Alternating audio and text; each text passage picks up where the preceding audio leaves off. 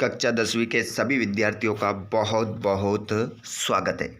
जैसा कि विद्यार्थियों आप लोगों को पता है, आप लोगों का जो हिंदी का पेपर है वो 25 तारीख को रहेगा। 25 फरवरी के लिए तैयार हो जाइए क्लास 10th के सभी विद्यार्थी। 25 फरवरी 2025 में आप अपना हिंदी का पहला पेपर देने वाले हैं। तो पहले पेपर में यदि आपको धमाल मचाना है तो इस क्लास को लास्ट तक देखिएगा। यहाँ पर मैं आप लोगों के लिए हिंदी के 4 सेट लेकर आने वाला हूँ जो मैंने अब स्टार्ट कर दिए हैं। ठीक है, ये तो हमारी डेमो क्लास है। इसके बाद में आप लोगों के लिए ए सेट, बी सेट और सी सेट और सेट नंबर डी 4 सेट लेकर आने वाला हूँ। पूरा का पूरा क्वेश्चन पेपर आपकी बोर्ड परीक्षा में देखने को वहीं से मिलेगा। चलिए प्यारे बच्चों, तो बिना देर के हम स्टार्ट करते हैं पहले क्वेश्चन से।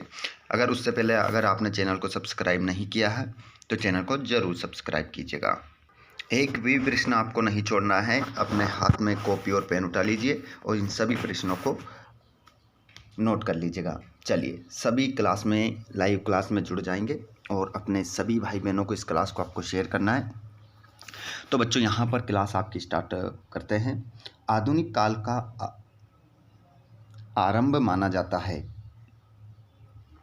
तो आधुनिक काल का जो आरंभ माना जाता है बच्चों, वो माना जाता है संवत 1900 से।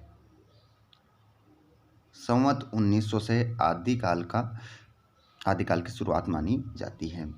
गोपियों के अनुसार, दूसरा प्रश्न है, गोपियों के अनुसार कड़वी ककड़ी की तरह है। तो गोपियों के अनुसार जो कड़वी ककड़ी की तरह है वो है आपका योग संदेश। योग संदेश गोपियों ने कड़वी ककड़ी की तरह माना है। अगला है रसात्मकम वाक्यम काव्यम परिभाषा है। तो ये जो परिभाषा है वो किसकी है? तो आप लगाएंगे इसका आंसर आचार्य विश्वनाथ की। वेरी वेरी इंपॉर्टेंट है, आप सभी नोट कर लीजिएगा। और आपको यदि बोर्ड एग्ज़ाम में धमाका करना है तो डेली क्लास ज़रूर लीजिए हिंदी की। हिंदी कक्षा 12वीं की इस क्लास को डेली लीजिए। आप लोगों के लिए रोज़ लाइव क्लास ली जा रही है। देखिए, आचार्य विश्वनाथ की, मम्मट की, पंडित जगन्नाथ की, भरत मुनि की। तो आपको पता है आचार्य विश्वनाथ ने इस परिभाषा को दिया है। नेताजी का चश्मा पाठ की विदा है। नेताजी का जो चश्मा है ये पाठ की विदा है। तो प्यारे बच्चों, इसमें आपका आंसर हो जाएगा कहानी है ये। अगला क्वेश्चन है, जो शब्द क्रिया की विशेषता प्रकट करते हैं उन्हें कहते हैं। तो जो शब्द क्रिया की विशेषता को प्रकट करते हैं उन शब्दों को हम कहते हैं विशेषण, क्रिया विशेषण, रीति विशेषण, जाति विशेषण। तो उसे क्रिया विशेषण कहा जाता है। अगले प्रश्न को देखेंगे। छठा है, भोलानाथ के ललाट पर तिलक सुशोभित होता था।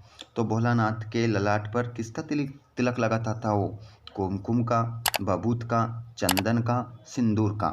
तो यहाँ पर आपका सही उत्तर हो जाएगा बभूत का तिलक लगाता था। चंदन का मत कर देना, गलत हो जाएगा। अधिकतर सब चंदन का तिलक लगाते हैं ना, तो गलत हो जाएगा। बभूत का आपका सही उत्तर होगा।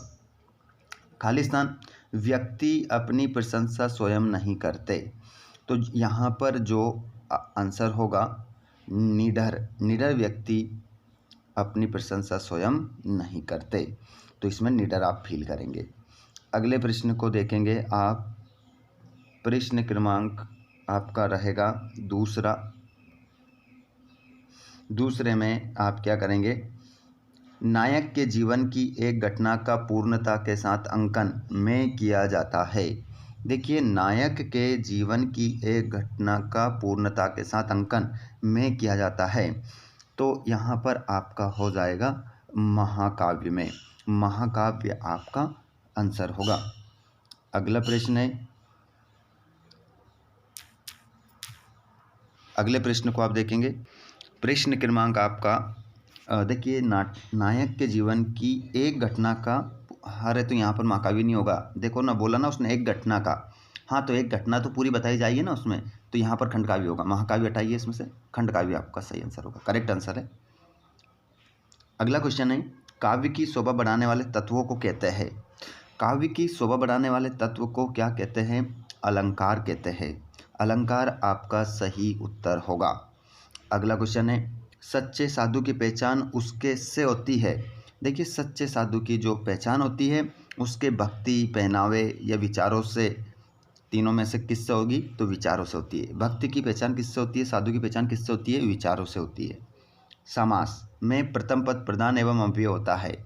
समास में प्रथम पद प्रधान एवं अव्यय होता है, तो यहाँ पर आपका जो सही उत्तर हो जाएगा अव्ययी भाव समास में। अगला क्वेश्चन, गंतोक का मतलब है, तो गंतोक का जो मतलब होता है वो होता है पहाड़। पहाड़ आपका सही उत्तर हो जाएगा। यहाँ पर जोड़ी मिलाना है, जोड़ी मिलाते हैं। बताइए, झरना, आंसू, लहर। झरना, आंसू, लहर के रचनाकार कौन है? तो जयशंकर प्रसाद आपका होगा। बार बार मोहि लागी बुलावा में यहाँ पर पुनरुक्ति प्रकाश अलंकार हो जाएगा। गद्य की प्रमुख विधा कौन सी है? तो यहाँ पर आपकी कहानी हो जाएगी। आपका बंटी मन्नू भंडारी का उपन्यास है ये। वाच्य के भेद होते हैं 3। अरि ओ करुणा प्रभामयी, ये अज्ञे की रचना है। ठीक है, इस प्रकार आपकी जोड़ी हो जाएगी।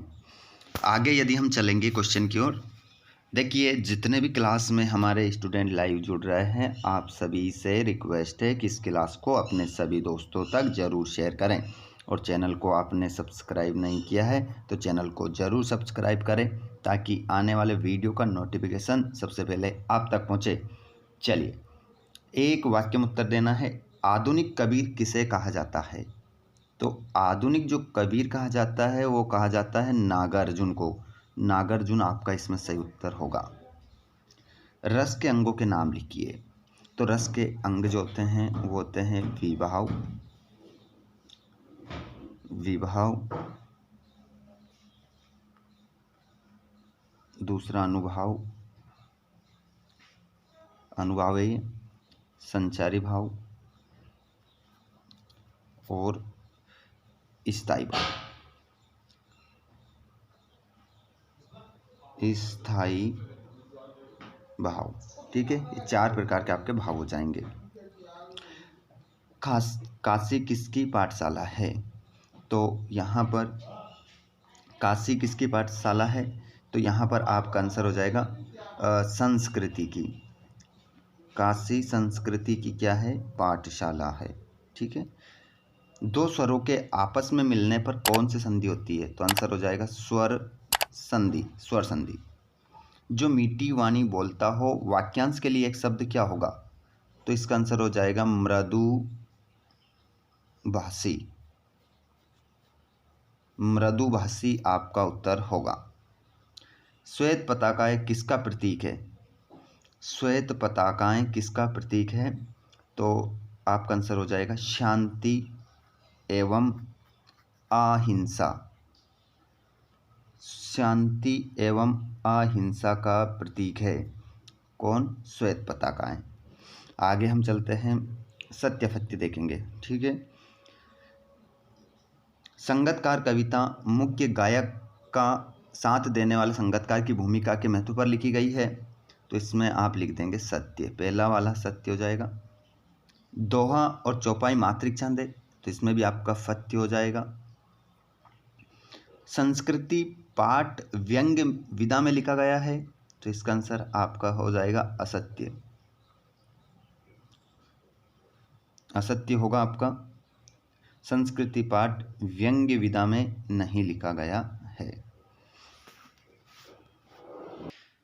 तो इसमें भी आप क्या लिख लेंगे? असत्य कर लेंगे। ठीक है, असत्य आपका हो जाएगा। लोक उक्ति से मिलकर लोकोक्ति शब्द बना है, तो इसका आंसर आपका सत्य हो जाएगा। सत्य लिख लेंगे। माता का अंचल पाठ की रचनाकार मधु कांकरिया है, तो इसका आंसर भी क्या हो जाएगा? असत्य हो जाएगा। तो आप सभी विद्यार्थी मुझे कमेंट बॉक्स में बताएंगे कि माता का अंचल पाठ किसने लिखा है। जल्दी से बताएं, माता का अंचल पाठ किसने लिखा है। हिरोशिमा कविता अज्ञे ने हवाई जहाज में बैठकर लिखी, तो इसका आंसर भी आपका असत्य होगा। ये 2 प्रश्न के जवाब आप लोग मुझे देंगे कि माता का अंचल पाठ किसने लिखा और हिरोशिमा कविता अज्ञे ने कहाँ पर बैठकर लिखी। ये 2 प्रश्न के आंसर देखता हूँ सबसे पहले कौन से विद्यार्थी कमेंट बॉक्स में बताते हैं। साथ में लाइव में जुड़ने वाले लाइव में भी बता सकते हैं। प्रगतिवाद की कोई 2 विशेषताएं लिखिए। नई कविता की 2 विशेषताएं, 2 कवियों के नाम, उनकी एक रचना। तुलसीदास और नागार्जुन की विशेषताएं, 2 रचनाएं, भावपक्ष लिखना इनमें से किसी एक का। मर्यादा न लही के माध्यम से कौन सी मर्यादा न रहने की बात की गई है। और स्मृति को पाते बनाने से कवि का क्या, प्रसाद का क्या तात्पर्य है। ये पूरा क्वेश्चन पेपर है आपका, इसको आप लगा लीजिए अच्छे से। बहुत ही शानदार और ज़बरदस्त क्वेश्चन पेपर है। पूरा अगर आपने हल कर लिया तो यूँ मान के चलिएगा कि पूरा क्वेश्चन पेपर हमारा बन जाएगा। यहाँ पर देख सकते हैं आप, ये आपका पूरा क्वेश्चन पेपर है। अब इनमें से बहुत सारे क्वेश्चन जैसे निबंध है, एप्लीकेशन है, संदर्भ प्रसंग है, ये मैंने डिस्क्रिप्शन में डाल रखे हैं। आप चाहें तो वहाँ जाकर वीडियोस को देख सकते हैं और इन सभी प्रश्नों के आंसर लगा सकते हैं। आपका अपना टेलीग्राम चैनल भी है जिसकी लिंक मैंने डिस्क्रिप्शन में दे रखी है। आप डिस्क्रिप्शन में जाइए और टेलीग्राम को क्या कर लीजिए, ज्वाइन कर लीजिए, जिस पर क्या होगा, कमेंट करने पर आपको सभी प्रश्नों के आंसर वहाँ पर सेंड कर दिए जाते हैं। जैसे कि अनुच्छेद सब डाले हुए हैं, है ना, संवाद वहाँ पर डाल रखा है, आपको सब मिल जाएंगे। PDF वगैरह भी आपको वहाँ मिलता रहता है। तो आप अच्छे से तैयारी करें अपनी, और इस क्लास को अपने दोस्तों को शेयर करें। और अब हिंदी के 4 सेट आने वाले हैं, उसके लिए सभी तैयार हो जाएं। अपने सभी भाई बहनों को आप बता दें कि भैया लाइव क्लास में डेली जुड़ना है, तो जल्दी से इस चैनल को क्या करें, सब्सक्राइब करें, ताकि आपको हर एक वीडियो सबसे पहले मिल सके। चलिए तो स्टार्ट करते हैं हम सेट को लाने का सिलसिला। धन्यवाद।